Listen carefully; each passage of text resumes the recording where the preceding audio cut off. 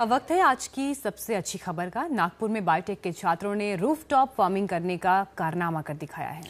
इन छात्रों ने कॉलेज की छत पर कई तरह की सब्जियां उगाई हैं, जिसके लिए जैविक खाद का इस्तेमाल किया गया।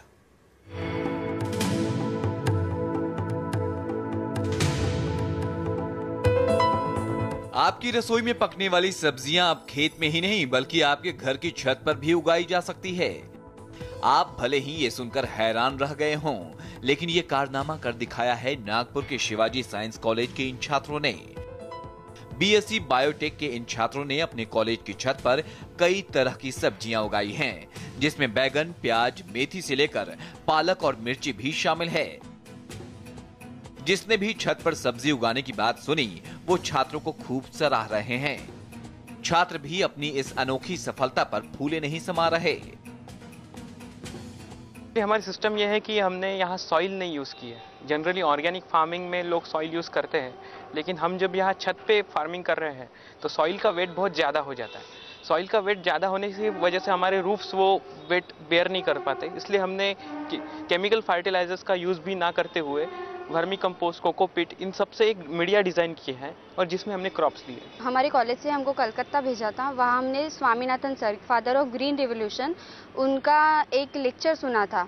तो उसके वजह से हमको उनका जो प्रोजेक्ट था वो सी फार्मिंग पे था, तो उन्हीं को हम मद्देनजर रखते हुए हमको ये आइडिया आया। सबसे बड़ी बात है कि जिन सब्जियों को उगाने के लिए खेत में अच्छी और उपजाऊ मिट्टी की जरूरत पड़ती है, उन्हीं सब्जियों को इन छात्रों ने घर की छत पर जैविक खाद, नारियल के भूसे से बना खाद और बायो फर्टिलाइजर में उगाया है। इतना ही नहीं, इस रूफ टॉप फार्मिंग में पानी की भी काफी मात्रा में बचत की जा रही है। छात्रों की इस पहल पर ग्रीन रिवॉल्यूशन के फादर एमएस स्वामीनाथन ने उनका हौसला बढ़ाया है।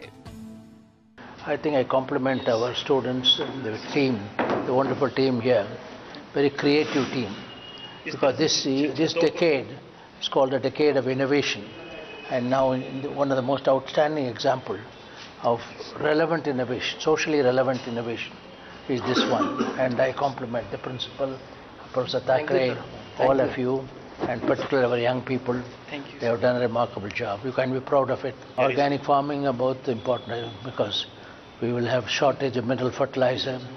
We have to produce more and more, but in an environmentally sound way, ecologically sound way. Organic farming shows the way how to produce more without damage to the environment. छात्रों के मुताबिक roof top farming में किसी भी प्रकार के chemical fertiliser का प्रयोग नहीं होता। ग्रीन शेड लगाकर इन पौधों को धूप से आसानी से बचाया जा सकता है। इतना ही नहीं, रूफ टॉप फार्मिंग पर खर्चा भी बहुत कम होता है और आप बड़े ही आसानी से इसे अपनी घर की छत पर उगा सकते हैं। ये प्रोजेक्ट हम लोग अपने छत पे भी कर सकते हैं। कोई भी नॉर्मल इंसान अपने टेरेस पे ये फार्मिंग कर सकता है।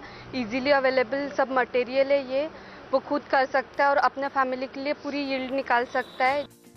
यानी आपके घर पर छत है तो आप भी रूफ टॉप फार्मिंग आसानी से कर सकते हैं और हर रोज ताजी और हरी सब्जियों का लुत्फ उठा सकते हैं।